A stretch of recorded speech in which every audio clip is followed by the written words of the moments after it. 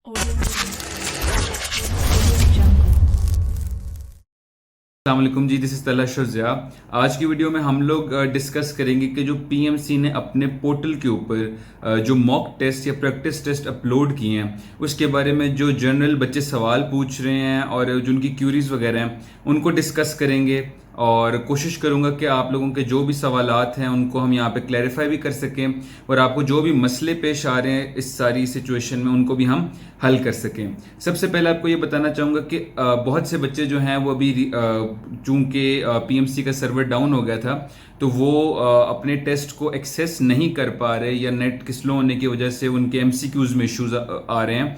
तो उस मसले को सॉल्व करने के लिए जो प्रैक्टिस टेस्ट है उसका लिंक जो है हमने डिस्क्रिप्शन में दे दिया है। आने वाले वक्तों में मजीद प्रैक्टिस टेस्ट भी जैसे जैसे आते रहेंगे तो हम अपने कम्युनिटी टैब में आपके साथ शेयर करते रहेंगे। तो आप लोग जो है प्रैक्टिस टेस्ट को उस लिंक से भी एक्सेस कर सकते हैं, तो आप लोग उसको लाजमी देख लीजिएगा। इसी तरह अगर आप लोग एंड वाले टाइम पे अगर आप लोग मैक्सिमम प्रैक्टिस करना चाहते हैं और आप लोगों अपनी रिवीजन वाले फेज में हैं और अपनी तैयारी को टेस्ट करना चाहते हैं तो आपको एक बुक रिकमेंड करूंगा जो कि नेशनल एमडी कैट के लास्ट ईयर की टॉपर्स की तरफ से भी रिकमेंडेड है। आप इसको ऑर्डर कर सकते हैं mbbs.com.pk से। तो आपने इसको लाजमी ट्राई करना है। अब अगर हम लोग इस बात पे आ जाते हैं कि जो पीएमसी के जो टेस्ट आए हैं उसके बारे में जो बच्चों के जनरल सवाल थे उनका अगर हम जवाब देना शुरू करें तो सबसे पहले तो ये एक बात थी कि अगर आप लोगों ने वो टेस्ट सॉल्व करने हैं तो कोशिश करें कि या तो आप लोग लैपटॉप पे करें या किसी टैबलेट या आईपैड पे करें, और अगर ये दोनों ऑप्शंस आपके पास नहीं है तो फिर आप अगर फोन पे करना चाहते हैं तो आपके फोन के ब्राउजर में एक ऑप्शन होती है डेस्कटॉप व्यू की, तो आप उस पर क्लिक कीजिएगा।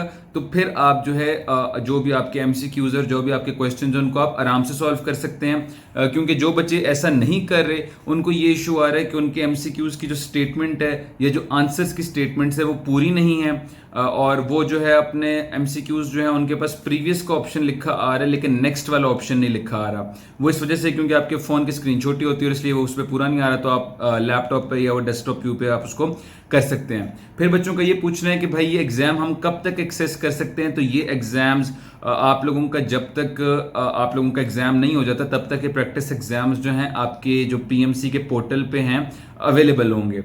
इसी तरह टोटल जो है 5 टेस्ट हैं और जो हमारी जो इन्फॉर्मेशन है उसके अकॉर्डिंग यूं है कि पीएमसी ने अपने टोटल जो उनका एमसीक्यू बैंक है उसमें से 1000 एमसीक्यूज जो हैं उनको जो है रिलीज किया है। 5 टेस्टों की सूरत में उनको रिलीज किया गया, यानी एक टेस्ट के अंदर 200 एमसीक्यूज होंगे और उन्होंने किया यूं है कि हर बच्चा जो है उसको ये सवाल शफल करके दे दिए। फॉर इंस्टेंस अगर एक मैं हूं और एक कोई और बच्चा है, जो मेरा प्रैक्टिस टेस्ट 1 है और जो उस दूसरे बच्चे का प्रैक्टिस टेस्ट 1 है, जरूरी नहीं है कि जो मेरे पास सवाल आए हैं वो उसके पास भी सवाल हों।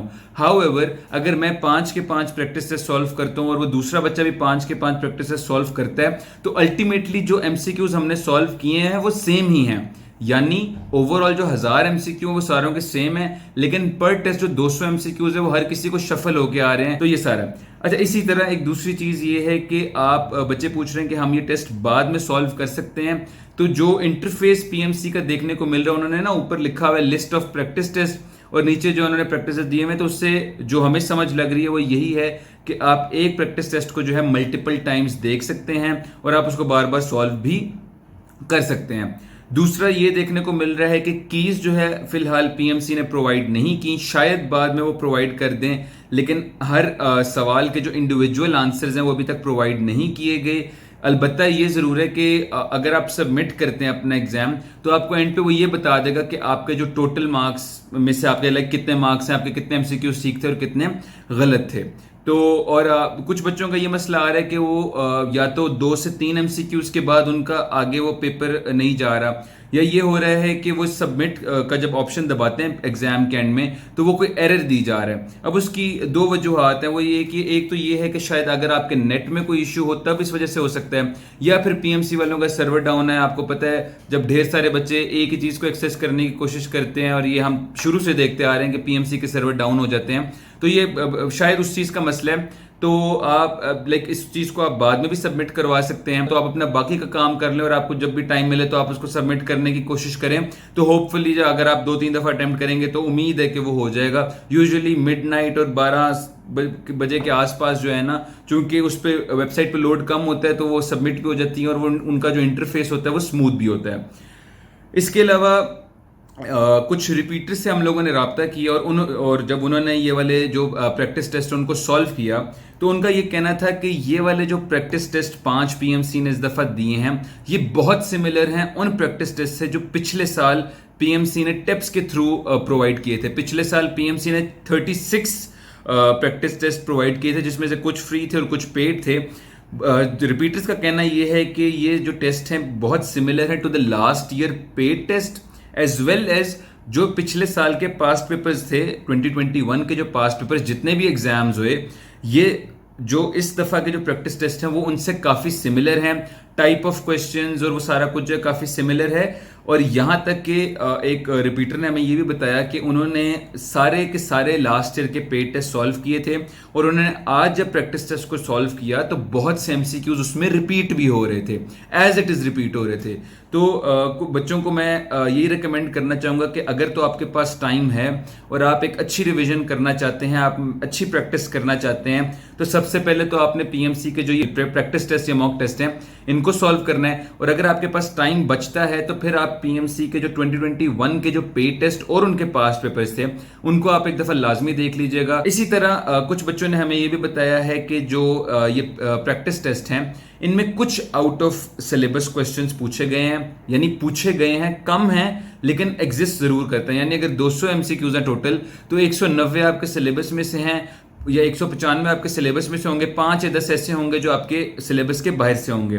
फॉर इंस्टेंस फिजिक्स में उन्होंने बताया कि पोटेंशियोमीटर में से सवाल आए हुए हैं, बायोलॉजी में उन्होंने बताया होम्योस्टेसिस में से सवाल आए हुए हैं, और केमिस्ट्री में उन्होंने बताया क्रैकिंग। इसी तरह और भी बहुत से टॉपिक्स हैं जो आउट ऑफ सिलेबस आए हुए हैं।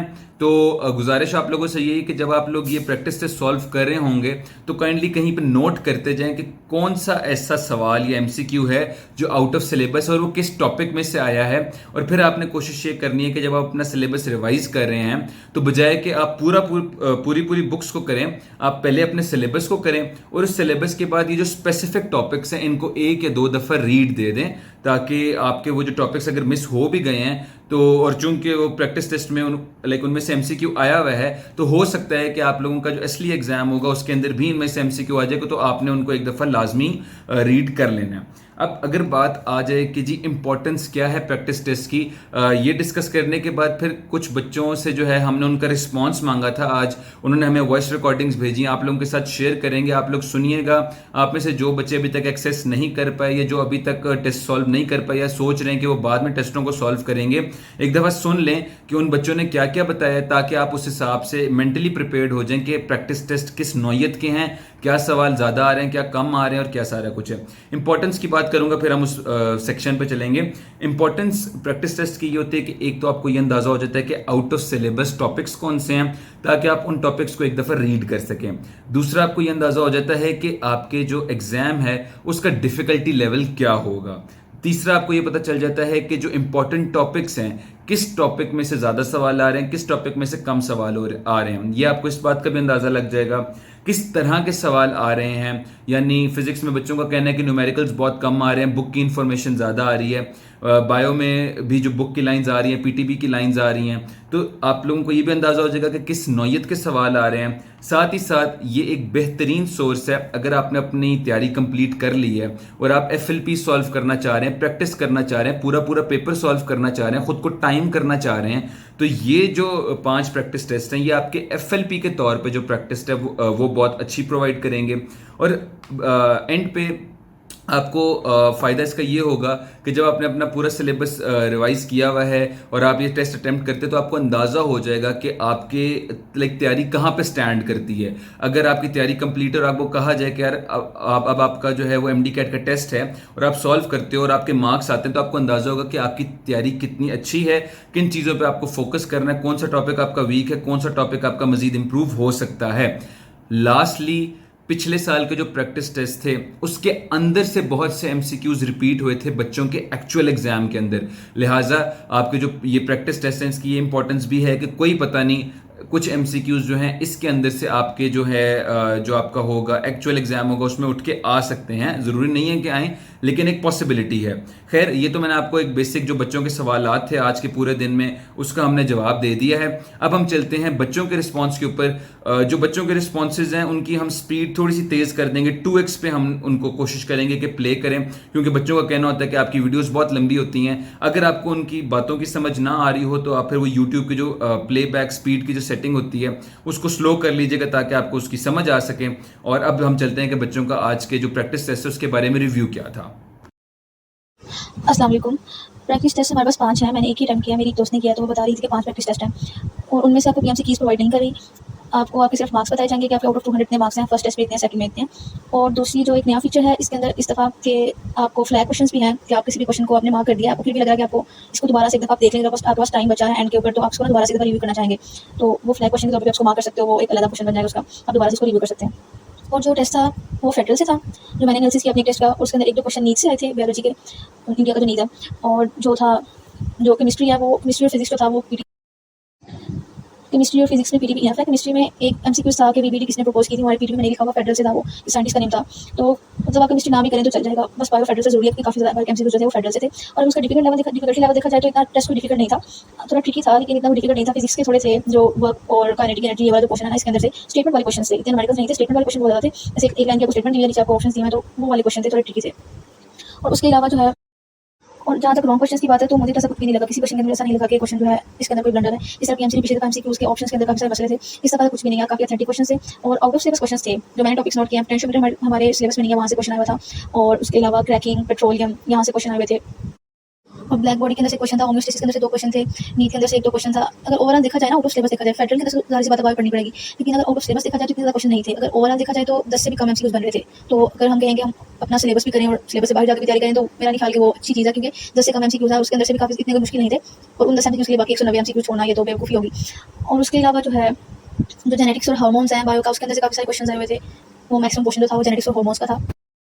और एक और चीज़ जो मैंने नोट की थी वो ये कि पिछली दफ़ा हमें जो आई थी एमसीक्यूज वो साइंटिस्ट की बहुत ज़्यादा डेट्स आई थी, डेट ऑफ बर्थ, और के साइंटिस्ट फ्रेंच है या इंग्लिश साइंटिस्ट है या इस तरह की काफ़ी सारी चीज़ें, लेकिन इस तरह कुछ भी नहीं है। जो प्रैक्टिस टेस्ट उसके अंदर साइंटिस्ट की डिस्कवरीज हैं कि ये वाली चीज़ किसने डिस्कवर की थी, लेकिन उनकी डेट ऑफ बर्थ या फिर उनकी जो है कंट्रीज़ के नेम्स या फिर वो इंग्लिश है इस तरह से, वो कुछ भी नहीं था। सबसे बड़ा मसला ये है कि आपको पीएमसी की प्रोवाइड नहीं करी। आपको पता, अगर की आपके पास हो आपको पता लग जाता है। मैंने जब प्रैक्टिस सॉल्व करा तो उसमें जो है काफ़ी अच्छा, मतलब एक अच्छी उन्होंने वेबसाइट, अच्छी अपॉर्चुनिटी स्टूडेंट्स के लिए रखी है। तो ज़्यादातर मुझे लगा कि पंजाब में से है, स्पेशली बायो, क्योंकि और केमिस्ट्री वगैरह भी, मतलब लाइक क्वेश्चंस बहुत ज़्यादा कॉम्प्लेक्स नहीं थे। पिछले साल के आई डोंट नो कि वो ऑथेंटिक है या नहीं, एक वेबसाइट है तालीम 360 के नाम से, तो वहाँ पर पीएमसी के पास पेपर्स, मतलब वो तो कहते हैं पीएमसी के पास पेपर्स हैं, ठीक है। तो जब वो काफ़ी सारे हैं, बहुत सारे हैं, वो 36 बंडल्स हैं, उनका उसमें बहुत सारे हैं पेपर्स हैं, 12, 13 एक में है। तो मैंने वो जो है वो कुछ मैंने सॉल्व करे थे उनके, तो एक्जैक्टली उसी टाइप के क्वेश्चन हैं इस पेपर में। लाइक बायोलॉजिकल मॉलिक्यूल्स चैप्टर जो है तो आपको भी नजर होगा, वो फेडरल में काफ़ी सारी जो है उसमें चीज़ें लिखी हैं, लाइक आइसोमराइज्म से रिलेटेड बहुत सारे उसमें पॉइंट्स हैं, लेकिन उस टाइप का नहीं था सीन। पंजाब में से जो, जैसे पंजाब रिलेटिवली आसान है फेडरल से काफ़ी ज़्यादा बायो, तो इसलिए जो है वो काफ़ी ज़्यादा आसान लगी वो चीज़। और बाकी फिजिक्स केमिस्ट्री के भी रीजनेबल क्वेश्चन थे, कोई बहुत ज़्यादा मैं मुश्किल नहीं बोलूँगी, ठीक एक जो नॉर्मल रीजनेबल टेस्ट होता है जिस तरीके का होना चाहिए बिल्कुल वैसा था। और वैसा भी नहीं था, लाइक कोई आउट ऑफ सिलेबस मुझे तो क्वेश्चन नहीं मिला। लाइक फिजिक्स में तो बहुत सारे थे, पिछले दफा मैं अगर कोई पास पेपर सॉल्व कर रही होती हूँ ना, वही तालीम 360 वेबसाइट है, तो उसमें लाइक माइकल सेंटर इंटरफेरोमीटर और यंग डबल स्लिट एक्सपेरिमेंट काफ़ी सारे क्वेश्चन आए थे, तो बिल्कुल कोई भी मुझे जो है वो नहीं दिखा आउट ऑफ सिलेबस क्वेश्चन। काफ़ी अच्छी अपॉर्चुनिटी दी है ये। अस्सलाम वालेकुम जी। मैंने अभी तक जितने पेड टेस्ट किए हैं उसमें जितना मेरा एक्सपीरियंस रहा है बीइंग रिपीटर, काफ़ी ज़्यादा एमसीक्यूज तो मुझे वही नजर आए जो पिछले साल पेड टेस्ट में गिवन थे। लाइक वो पेड टेस्ट भी हमारे पास कर रहे थे, तो काफ़ी ज़्यादा एमसीक्यूज रिपीट थे। और जो पैटर्न था वो बिल्कुल वही पैटर्न था जो पिछले साल के पेड टेस्ट के पैटर्न से आए हैं एमसीक्यूज। लाइक बायोलॉजी का कुछ जनरल एमसीक्यूज ज़्यादा है बायो में, जबकि physics as compare to biology जो यूएचएस का फिजिक्स था उसका एज कम्पेयर टू ईजी है, जिस तरह लास्ट ईयर भी ईजी था। और जो केमिस्ट्री है वो भी जो जनरल एमसीक्यूज है, वो जिस तरह लास्ट ईयर जो पेड टेस्ट में जनरल एमसीक्यूज आए थे, इस साल भी उसी तरह के जनरल एमसीक्यूज हैं। और ये सारे एमसीक्यू जो अगर हमें नहीं आती, जो हम गूगल पर सर्च करते हैं, तो ये ब्रेनली वेबसाइट, टॉपर वेबसाइट या जो डोनेट है, जो इंडिया वेबसाइट्स हैं, उन्हीं से जो निकाल के दिए हुए ज़्यादातर एमसीक्यू। और जो बात रही इंग्लिश की, इंग्लिश और लॉजिकल ही काफ़ी ज़्यादा सिंपल है। इंग्लिश के जो ज़्यादातर हैं वो बेसिक ग्रामर्स हैं, टेंसेस और जो बेसिक जो सब्जेक्ट ऑफ एग्रीमेंट्स हैं, और ज़्यादातर जो मैंने देखे 1-2 वोकैब्स हैं और स्पेलिंग मिस्टेक ज़्यादा है, स्पेलिंग मिस्टेक काफ़ी ज़्यादा थे, उसकी करेक्शंस। और लॉजिकल भी बिल्कुल सिंपल थी, कॉज एंड इफेक्ट टाइप के क्वेश्चंस थे। और ज़्यादातर जो मेरा अपना एक्सपीरियंस जो पिछले साल का है और इस साल का है वो यही है कि जो बिल्कुल पिछले साल के जो पैटर्न के जो टेस्ट हुए, पेड टेस्ट उसी पैटर्न में इस साल भी पेड टेस्ट ही दिए उन्होंने। तो काफ़ी ज़्यादा एमसीक्यू जिन लोगों ने वो पेड टेस्ट किए उनको अंदाजा होगा कि रिपीट भी हुए उनसे एमसीक्यूज। और अगर यही पैटर्न अगर देखा जाए तो अगर पेपर में फॉलो करेंगे तो शायद पेपर के अंदर भी एमसीक्यूज पिछले साल की तरह रिपीट होना शुरू हो जाए, क्योंकि इससे कोई ज़्यादा डिफरेंस जो पीएमसी ने कहा था कि इस बार ऐसा नहीं होगा, पेड टेस्ट को देखने के बाद। और कुछ एमसीक्यूज थे जिनमें मल्टीपल ऑप्शंस थे, ज़्यादा नहीं था, काफ़ी कम थे, लेकिन उनके अस्सलाम वालेकुम जी। मैंने ट्राई किया था सुबह, इस वक्त उनकी वेबसाइट हैवी है लेकिन सुबह के टाइम वेबसाइट चल रही थी, तो वहाँ पर इस तरह था कि पहले मैंने इंग्लिश ट्राई की, इंग्लिश काफ़ी हद तक ईजी थी, जितना हम हैवी ले रहे हैं, जितना टेंशन ले रहे हैं उसके मुकाबले में काफ़ी ईजी थी। फिर उसके बाद केमिस्ट्री में ट्राई की, केमिस्ट्री में बुक की डेफिनेशंस बहुत हैं, यानी बुक की सीधी सीधी लाइन्स, ये हो गया। और बायो में ये है कि बायो में भी बहुत ज़्यादा चीज़ें बुक की सीधी सीधी लाइन्स थी। पीटीबी से मैंने फेडरल से, फिलहाल तो मेरी नज़र से कुछ भी ऐसा नहीं, फेडरल में है जो हमारी बुक में नहीं है पंजाब में। बायो में अलबत्ता 2-3 ऐसे एमसीक्यूज थे जो जनरल नॉलेज थे। जैसे एक मुझे अच्छी तरह एमसीक्यूज था कि ब्लाइंड स्पॉट जो है ना आई के अंदर वो क्या होता है, ये खैर 9th की इन्फॉर्मेशन 9th क्लास में आती है कि वो जो रोड और कोन नहीं होते। इस तरह फिजिक्स में न्यूमेरिकल जो है ना लग रहा था कि ज़्यादा होते हैं, मुझे इतना पता नहीं था, लेकिन वहाँ पर न्यूमेरिकल कम थे, वहाँ पर सीधी सीधी इन्फॉर्मेशन था, वो भी काफ़ी हद तक ईजी काम था। फिर रहेगी लॉजिकल रीजनिंग तो फिर वो इस तरह करके जितना होती है एक नॉर्मल सा लेवल में रखा था, खैर वो भी होगी। ओवरऑल जो है ना सिर्फ मेरे बल्कि जो मेरे जानने वाले दोस्त वगैरह उनके लिए बहुत ही ईजी टेस्ट था कि हमें लग रहा है कि अगर इस तरह का टेस्ट होता तो सारों के आ जाने नंबर, क्योंकि बुक से ज़्यादातर चीज़ें थी, जो बुक से चीज़ें ना वो तो लोगों को आती थी, मसला तो अप्लाइड इन्फॉर्मेशन का बनता है हमारा।